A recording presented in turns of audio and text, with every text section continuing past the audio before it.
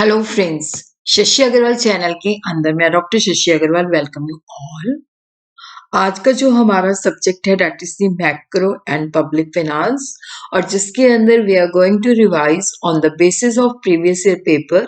तो previous year paper के अंदर सेक्शन ए के अंदर ये क्वेश्चन आया हुआ था, distinguish between real and financial investment and discuss how the rate of interest and marginal efficiency of capital effect the investment. अगर आपको मेरा ये एफर्ट जो है सही लगता है तो डू लाइक माय वीडियो, इसको शेयर कीजिए, कमेंट कीजिए, लाइक कीजिए एंड मेरे चैनल शशि अग्रवाल को सब्सक्राइब कीजिए। इसका हिंदी के अंदर जो आंसर है that will also be available at my second channel that is the Shashi Agrawal economics and law classes. This is my app, Edusum app, जिसको आप गूगल प्ले स्टोर से डाउनलोड कर सकते हो। ये जो ऐप है कॉमर्स, इकोनॉमिक्स, मैनेजमेंट स्टूडेंट्स को फ्री स्टडी मटेरियल और फ्री मॉक टेस्ट प्रोवाइड करती है और मैक्रो एंड पब्लिक फाइनेंस का भी स्ट्रक्चर कोर्स यहाँ पे अवेलेबल है। तो सबसे पहले हम देखते हैं कि एग्जाम के अंदर ये क्वेश्चन आता है तो इसको हमने लिखना कैसे है। देखो यहाँ पे सबसे पहले हम इन्वेस्टमेंट का मतलब लिखेंगे, फिर उसके बाद real investment and financial investment का डिफरेंस लिखेंगे। फिर उसके बाद हम बताएंगे कि जैसे इन्वेस्टमेंट जो है एक प्राइवेट इन्वेस्टमेंट होती है, एक पब्लिक इन्वेस्टमेंट होती है। तो जो प्राइवेट इन्वेस्टमेंट है उसके जो डिटर्मिनेंट है वो है marginal efficiency of capital and rate of interest, और इसको आप एक्सप्लेन कीजिए। फिर उसके बाद जो है इसको ग्राफ बनाइए और फिर वहां पे उसकी एक्सप्लेनेशन लिखिए। तो आपने जो क्वेश्चन है उसको इस वे से अटेम्प्ट करना है। तो सबसे पहले we are going to understand the meaning of investment. देखो यहाँ पे जब हम रूटीन में बात करते हैं, निवेश की बात करते हैं, तो ज्यादातर लोग जो है इन्वेस्टमेंट का मतलब ये लेते हैं कि जैसे हमने अलग अलग कंपनीज के शेयर खरीदे हैं, स्टॉक्स खरीदे हैं या कैपिटल को इन्वेस्ट किया है। पर जब हम इकोनॉमिक्स के अंदर बात करते हैं तो वहां पे इसका एक स्पेशल मीनिंग होता है। अकॉर्डिंग टू केन्स के जो इन्वेस्टर है वो कंपनी के शेयर खरीद सकता है, स्टॉक खरीद सकता है एग्जिस्टिंग कंपनी के, या वो ओल्ड कंपनी भी परचेज कर सकता है। यहाँ वो इन्वेस्ट करता है न्यू मशीन्स और setting up new factory premises. देखो जब हम इकोनॉमिक्स के अंदर बात करते हैं तो सेकंड काइंड ऑफ इन्वेस्टमेंट जो है that is more important. Investment in economics का मतलब है कि हम ऐसी चीजों के ऊपर एक्सपेंडिचर करते हैं कि जो हमारी इकोनॉमी की प्रोडक्शन कैपेसिटी को इंक्रीज करती है। तो यहाँ पे इन्वेस्टमेंट का मतलब है कि जब हम प्रोडक्शन कैपेसिटी को इंक्रीज करते हैं जिससे हमारी जो अर्निंग कैपेसिटी है वो इन्हांस होती है। जैसे प्लांट एंड मशीनरी के ऊपर खर्चा किया जाता है या रेजिडेंशियल और बिजनेस कंस्ट्रक्शंस के ऊपर खर्चा किया जाता है। तो जब हम इकोनॉमिक्स के अंदर इन्वेस्टमेंट की बात करते हैं कि जो इकोनॉमी का था एग्जिस्टिंग स्टॉक ऑफ कैपिटल है उसके अंदर इंक्रीज हुआ है addition to the economy's existing stock of capital. तो यहाँ पे इन्वेस्टमेंट का मतलब है कि जिससे हम क्या होता है कि प्रोडक्टिव कैपेसिटी जनरेट करते हैं, जिससे आउटपुट बढ़ता है, एम्प्लॉयमेंट बढ़ती है। और जब हम इन्वेस्टमेंट की बात करते हैं तो यहाँ पे है कि नेट कैपिटल फॉर्मेशन।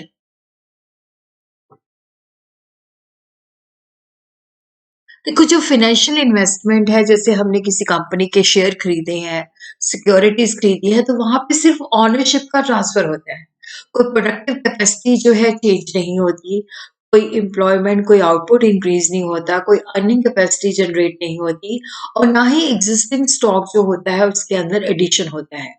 लेकिन जब हम रियल इन्वेस्टमेंट की बात करते हैं तो यहाँ पे प्रोडक्टिव कैपेसिटी जनरेट होती है, एडिशंस की जाती हैं। तो real investment refer to the investment which is made in order to set up a new factory, open a new enterprise, जिसके अंदर हम plant and machinery, buildings, constructions करते हैं। रियल इन्वेस्टमेंट का मतलब है कि जो हमारे पास एग्जिस्टिंग कैपिटल एसेट है उसके अलावा हम फर्दर कैपिटल एसेट क्रिएट करते हैं, addition made to the existing capital asset, जिससे क्या होता है कि हमारी प्रोडक्टिव कैपेसिटी जनरेट होती है, जिसे हम लोगों को एम्प्लॉयमेंट देते हैं, आउटपुट बढ़ता है, इनकम इंक्रीज होती है। Investment in economics refer to the purchase of such goods which enhance overall production capacity in the domestic economy, like expenditure on fixed asset, plant and machinery, equipment, building, etc. तो यहाँ पे economy का जो existing stock of capital है उसके अंदर वृद्धि होती है। Real investment means net capital formation. Real investment का मतलब होता है कि जैसे हमने बिजनेस फिक्स इन्वेस्टमेंट या business fixed capital formation, investment on business inventory, investment on residential housing. Financial investment के अंदर क्या होता है कि हम stock and share existing companies के परचेज करते हैं, और जिससे क्या होता है कि देखो यहाँ पे जब हम फाइनेंशियल इन्वेस्टमेंट करते हैं तो ये इंडिविजुअल पॉइंट्स ऑफ व्यू से बहुत अच्छा है, क्योंकि उसके एसेट इंक्रीज होते हैं। बट इकोनॉमी के व्यू पॉइंट से ये सिग्निफिकेंट नहीं है, क्योंकि with in the domestic economy, क्योंकि यहाँ पे जब हम इन्वेस्टमेंट करते हैं तो हमारे फाइनेंशियल क्लेम्स बन जाते हैं और दूसरे की लाइबिलिटी बन जाती है, तो दोनों एक दूसरे को कैंसिल आउट कर देते हैं। हाँ, फाइनेंशियल इन्वेस्टमेंट तब इम्पोर्टेंट है अगर it is undertaken by our resident in the rest of the world.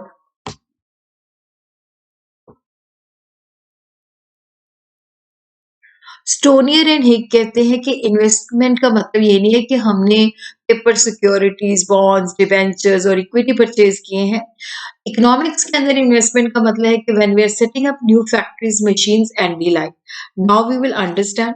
देखो, एग्जाम के अंदर आप सीधे ही जो है इन्वेस्टमेंट का मतलब बता के सीधे ही आप रियल और फाइनेंशियल इन्वेस्टमेंट का डिफरेंस इस तरह से बता दीजिए। देखो, जो रियल इन्वेस्टमेंट है, expenditure on the purchase of such goods which enhance overall productive capacity in the economy.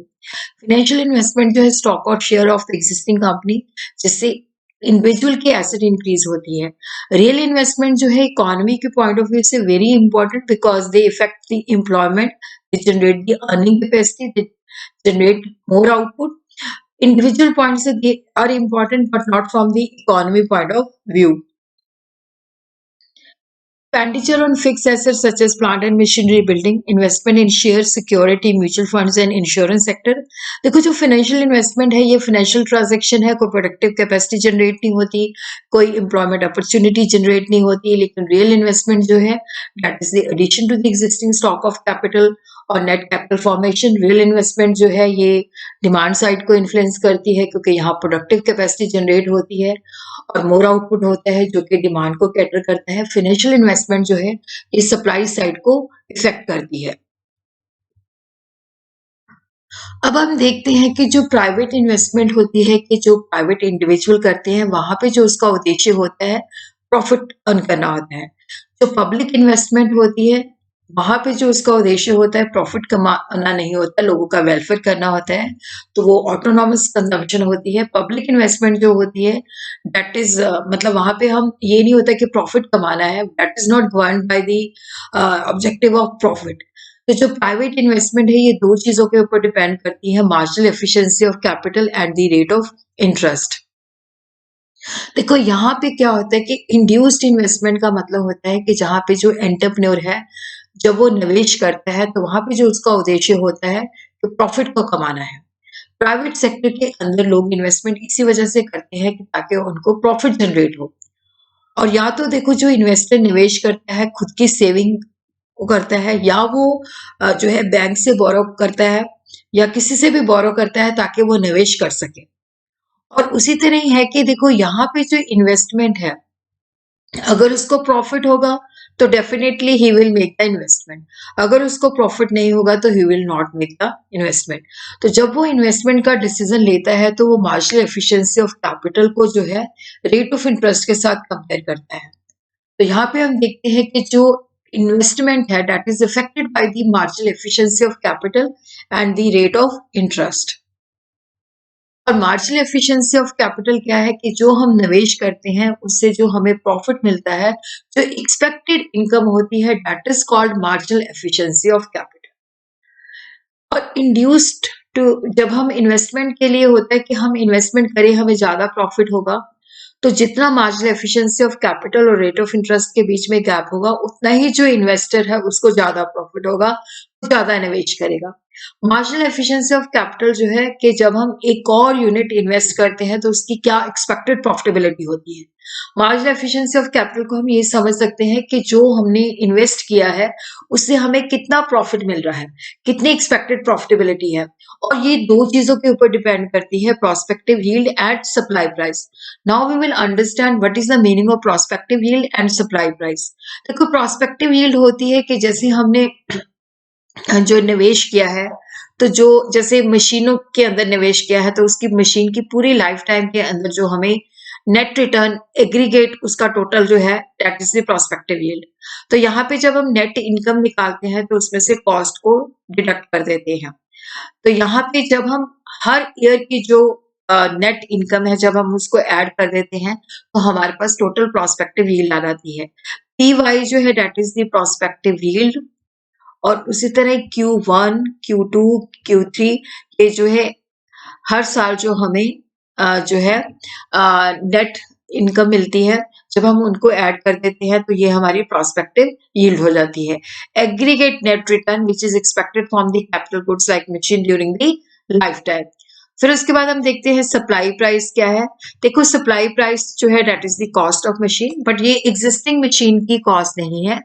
इसका मतलब है कि अगर आज की डेट के अंदर हम मशीन को रिप्लेस करते हैं तो बाजार में जब हम सिमिलर मशीन वैसे ही खरीदते हैं तो हमें क्या सप्लाई प्राइस पड़ेगी, क्या कॉस्ट पड़ेगी।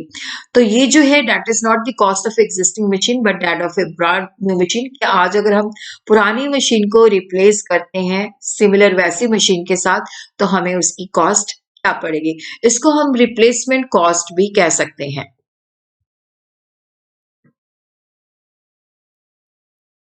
तो मार्जिनल एफिशिएंसी ऑफ कैपिटल को हम प्रोस्पेक्टिव यील्ड के अंदर से सप्लाई प्राइस माइनस करके निकाल सकते हैं। देखो जो सप्लाई प्राइस होती है ये बेसिकली फिक्स होती है। मार्जिनल एफिशिएंसी ऑफ कैपिटल जो है प्रोस्पेक्टिव यील्ड से इन्फ्लुएंस्ड होती है जो कि अनसर्टन होती है क्योंकि प्रोस्पेक्टिव यील्ड फ्लक्चुएट करती है। ये डिपेंड करती है शॉर्ट टर्म और लॉन्ग टर्म एक्सपेक्टेशन के ऊपर और उसी तरह ये लोगों की मेंटल टेंडेंसी के ऊपर भी इफेक्ट करती है कि लोगों का पॉजिटिव आउटलुक है कि उनका पेसिमिज्म आशावादी है कि निराशावादी है। तो अब हम देखते हैं रेट ऑफ इंटरेस्ट क्या है। देखो अगर हमने निवेश करना है और पैसा हमने उधार लिया है तो हमें उसके ऊपर रेट ऑफ इंटरेस्ट पे करना पड़ता है। बट अगर जो इन्वेस्टर है उसका अपना पैसा है तो उसके पास ये ऑप्शन भी है कि वो गवर्नमेंट सिक्योरिटी बॉन्ड्स में इन्वेस्ट कर सकता है तो वहां पे उसको रेगुलर इंटरेस्ट मिलेगा। बट अगर वो इन्वेस्टमेंट करता है तो ये इनकम उसको सेक्रीफाइस करनी पड़ेगी। तो यहाँ पे जब हम डिसीजन लेते हैं तो उसकी अपॉर्चुनिटी कॉस्ट देखते हैं कि अगर ये इन्वेस्ट करता है तो उसको कितना वहां से इंटरेस्ट मिलता। तो रेट ऑफ इंटरेस्ट जो है that is the cost of money invested. Rate of interest जो है डिटरमिन होता है supply of money and demand for money. Supply of money जो होती है कांस्टेंट होती है तो इंटरेस्ट जो है शॉर्ट पीरियड के अंदर डिमांड ऑफ मनी के ऊपर डिपेंड करता है। और इंटरेस्ट को उन्होंने ये भी कहा according to Keynes that is the reward for parting with liquidity. देखो जब हम किसी को उधार देते हैं तो हमारी लिक्विडिटी खत्म हो जाती है क्योंकि हमने पैसा उसको उधार दे दिया। अब वो हमें समय के बाद देगा तो वो पैसे को हम खर्च नहीं कर सकते। तो इंटरेस्ट उसी का रिवॉर्ड है कि हमने लिक्विडिटी सेक्रीफाइस की है, हमने दूसरे को पैसा उधार दे दिया। तो केन्स का ये कहना है कि higher the rate of interest greater will be the keenness on the part और people to part with liquidity. अगर रेट ऑफ इंटरेस्ट ज्यादा मिल रहा है तो लोग कहेंगे ठीक है हम इसको अपने पास नहीं रखते उधार दे देते हैं। बट अगर रेट ऑफ इंटरेस्ट लो है तो लोग उसको अपने पास रखना ज्यादा पसंद करेंगे। और उसी तरह लिक्विडिटी प्रेफरेंस जो है रेट ऑफ इंटरेस्ट को भी इफेक्ट करती है। अगर लोग उसको लिक्विड फंड्स को अपने पास ज्यादा रखना चाहते हैं तो उनको अल्योर करने के लिए कि वो उधार दे तो रेट ऑफ इंटरेस्ट हाई होता है। और उसी तरह क्या है कि अगर लोअर की लिक्विडिटी प्रेफरेंस तो वहां पे lower will be the rate of interest. अब हम देखते हैं कि जो जब एक इन्वेस्टर जो है इन्वेस्टमेंट का डिसीजन लेता है तो मार्जिनल एफिशिएंसी ऑफ कैपिटल को रेट ऑफ इंटरेस्ट के साथ कंपेयर करता है। अगर मार्जिनल एफिशिएंसी ऑफ कैपिटल जो है रेट ऑफ इंटरेस्ट से ज्यादा है तो वो इन्वेस्टमेंट करता है। जहां पे marginal efficiency of capital rate of interest से कम है तो वो इन्वेस्टमेंट नहीं करता, वो दोनों को कंपेयर करता है। और वो जैसे मान लो MAC is greater than R तो वो इन्वेस्टमेंट करता है। जहां पे उसकी marginal efficiency of capital rate of interest के बराबर हो जाती है वहां पे वो स्टॉप कर देता है। तो यहाँ पे हम देखते हैं कि मार्जिनल एफिशिएंसी को हम रेट ऑफ इंटरेस्ट के साथ कंपेयर करते हैं। अगर मार्जिनल एफिशिएंसी ऑफ कैपिटल जो एक्सपेक्टेड प्रॉफिटेबिलिटी है वो 12% है, रेट ऑफ इंटरेस्ट 10% है तो वो इन्वेस्टमेंट करेगा। बट अगर इंटरेस्ट 13% है तो वो इन्वेस्टमेंट नहीं करेगा। अब हम ग्राफ बना के जो है अंडरस्टैंड करते हैं। तो यहाँ पे हम देखते हैं कि यहाँ पे OX पे हमने लिया है इन्वेस्टमेंट और यहाँ पे हमने लिया है rate of interest and marginal efficiency of capital. तो RR जो है that is the fixed rate of interest given rate of interest. तो ये जो कर्व है जो ऊपर से नीचे आ रहा है ये मार्जिनल एफिशिएंसी ऑफ कैपिटल है। तो यहाँ पे अगर हम देखते हैं कि अगर गिवन रेट ऑफ इंटरेस्ट के ऊपर हमारी जो इन्वेस्टमेंट है वो L1 है, तो यहाँ पे हम देखते हैं कि यहाँ पे हमारी जो मार्जिनल एफिशिएंसी ऑफ कैपिटल है वो more than rate of interest है, तो वो निवेश करेगा। तो वो निवेश करेगा तो यहाँ पे वो निवेश स्टॉप करेगा कि जब वो अपनी निवेश की मात्रा को OL1 से OL करता है, तो यहाँ पे हम देखते हैं कि मार्जिनल एफिशिएंसी ऑफ कैपिटल जो है that becomes the rate of interest के बराबर हो जाती है। बट किसी रीजन की वजह से अगर वो अपना इन्वेस्टमेंट जो है OL2 कर देता है, तो यहाँ पे हम देखते हैं कि रेट ऑफ इंटरेस्ट जो है E2L2 है और जो उसकी एक्सपेक्टेड प्रॉफिटेबिलिटी है वो L2 भी है। तो यहाँ पे उसको इतना लॉस होता है।